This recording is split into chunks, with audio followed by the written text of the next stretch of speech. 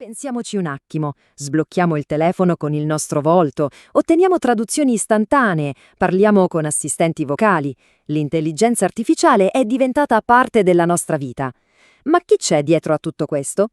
Oggi andiamo a scoprire la storia incredibile dei tre pionieri che hanno preso un'idea quasi dimenticata e l'hanno trasformata nella tecnologia che sta, letteralmente, definendo il nostro futuro. Per capire l'importanza di questa storia, dobbiamo partire dal riconoscimento più prestigioso in assoluto nel loro campo, l'A.M. Turing Award. È un po' come dire il premio Nobel, ma per l'informatica. E nel 2018 questo premio non è andato a una singola invenzione, ma ha celebrato una vera e propria rivoluzione, il risultato di decenni di lavoro, di visione e di pura perseveranza. E allora, chi sono questi padri fondatori? I loro nomi sono Yoshua Bengio, Geoffrey Hinton e Yann LeCun, tre menti brillanti che, a volte collaborando, a volte lavorando in solitaria, hanno gettato le basi di quella che oggi tutti conosciamo come la rivoluzione del deep learning. Ma per afferrare davvero la portata della loro impresa, dobbiamo fare un salto indietro nel tempo. Dobbiamo tornare a un'epoca nota come l'inverno dell'IA. Immaginate un lunghissimo periodo di gelo in cui l'entusiasmo per l'intelligenza artificiale si era completamente spento, i fondi per la ricerca erano spariti e le reti neurali, erano viste come un vicolo cieco. Guardate questo confronto, è impressionante. Negli anni 90, se parlavi di reti neurali, la gente ti guardava storto. Erano considerate una tecnologia superata, fallita. Oggi sono il cuore pulsante di quasi ogni innovazione che abbiamo tra le mani. Una dimostrazione pazzesca di come la tenacia di pochi possa, alla fine, cambiare davvero il mondo. Questa frase di Yann LeCun ci fa capire benissimo l'atmosfera di quel tempo. Non era solo una mancanza di interesse, era un vero e proprio tabù nel mondo scientifico. Provare a pubblicare una ricerca sull'argomento era quasi impossibile. Eppure, loro hanno continuato.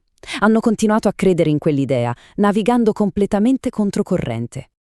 Bene, adesso entriamo nel vivo e andiamo a vedere cosa ha fatto, nello specifico, ciascuno di loro. Vedremo come il lavoro di uno ha ispirato e potenziato quello degli altri in un gioco di squadra che ha preparato il terreno per la grande svolta.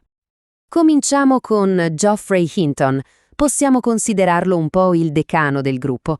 Fin dagli anni '80, quando tutti andavano in altre direzioni, lui ha insistito sull'idea che le macchine potessero imparare in un modo ispirato al nostro cervello. Il suo contributo chiave si chiama backpropagation. Cerchiamo di capirlo in modo semplice. Immaginiamolo come un meccanismo di autocorrezione per la rete neurale. Ogni volta che la rete sbaglia, la backpropagation le dice «Ehi, hai sbagliato qui e per migliorare devi correggere in questo modo». È l'algoritmo che ha trasformato una macchina stupida in una macchina che impara. Una vera e propria rivoluzione. E ora passiamo a Yann LeCun. E non è un caso che lui abbia lavorato come ricercatore proprio sotto la supervisione di Hinton. Quel legame è stato fondamentale per lo sviluppo delle sue idee. LeCun è, in pratica, l'inventore delle reti neurali convoluzionali, le famose CNN. Sono loro la spina dorsale di tutta la visione artificiale moderna. Se oggi il nostro telefono riconosce un volto in una foto o un'auto a guida autonoma riesce a leggere la strada, lo dobbiamo in gran parte al lavoro pionieristico di LeCun. E infine il terzo moschettiere, Yoshua Bengio. Anche lui ha un legame diretto con gli altri. Ha collaborato con LeCun ai famosi Bell Labs nei primi anni 90 e la loro sinergia ha aperto un'altra frontiera incredibile. Allora, se Hinton ha insegnato alle macchine a imparare e LeCun a vedere, Bengio ha insegnato loro a capire il linguaggio. La sua idea geniale, il word embedding, è stata quella di trasformare le parole in coordinate su una mappa. In questa mappa, parole con significati simili come re, regina o camminare e correre si trovano vicine. Questo ha permesso alle macchine di cogliere le sfumature e le relazioni tra le parole, ed è così che sono nati i moderni traduttori, i chatbot e gli assistenti vocali. Per decenni queste idee sono rimaste roba da addetti ai lavori, confinate nei laboratori.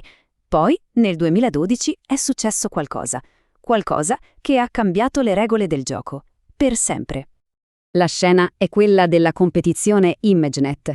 All'epoca era la sfida più importante al mondo per il riconoscimento di oggetti tramite IA.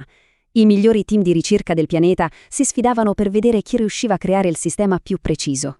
Ed è qui che accade l'impensabile. Un modello sviluppato dal team di Hinton non si limita a vincere, stravince, polverizza la concorrenza, riduce il tasso di errore di oltre il 40% rispetto al secondo classificato, un salto di qualità mai visto prima. In un solo istante, decenni di scetticismo sono svaniti, sostituiti da un'ondata di stupore e soprattutto di investimenti. Questa metafora di Kai-Fu Lee, un altro gigante del settore, è semplicemente perfetta. È come se le reti neurali, a lungo sottovalutate, avessero improvvisamente mostrato al mondo una potenza inimmaginabile. La rivoluzione del deep learning era ufficialmente iniziata. Ma quella vittoria del 2012 non è rimasta solo un risultato da laboratorio, ha dato il via a un'onda d'urto di innovazione che oggi, che ci piaccia o no, tocca la vita di miliardi di persone. Il lavoro di questi 3 pionieri non è teoria, è la tecnologia che usiamo ogni singolo giorno. È nel riconoscimento facciale che sblocca i nostri telefoni, nei suggerimenti di testo che completano le nostre email, nei sistemi di guida assistita delle auto e persino nell'analisi di immagini mediche che aiutano a salvare vite. Questa linea del tempo ci mostra quanta strada abbiano dovuto percorrere, decenni di ricerca, spesso nell'indifferenza generale, a volte persino derisi, e alla fine il coronamento con il più alto onore nel campo dell'informatica. È la storia di una convinzione scientifica portata avanti con una tenacia incredibile. In conclusione, la storia di Bengio, Hinton e LeCun è la cronaca di come 3 menti visionarie abbiano trasformato un campo di ricerca quasi morto nel motore tecnologico del nostro secolo. Il loro percorso, da accademici quasi isolati a vincitori del premio Turing, non è solo una loro vittoria personale, è la prova che le idee rivoluzionarie, anche quando nessuno ci crede, se perseguite con costanza, possono davvero cambiare il mondo. Grazie per aver seguito questa analisi.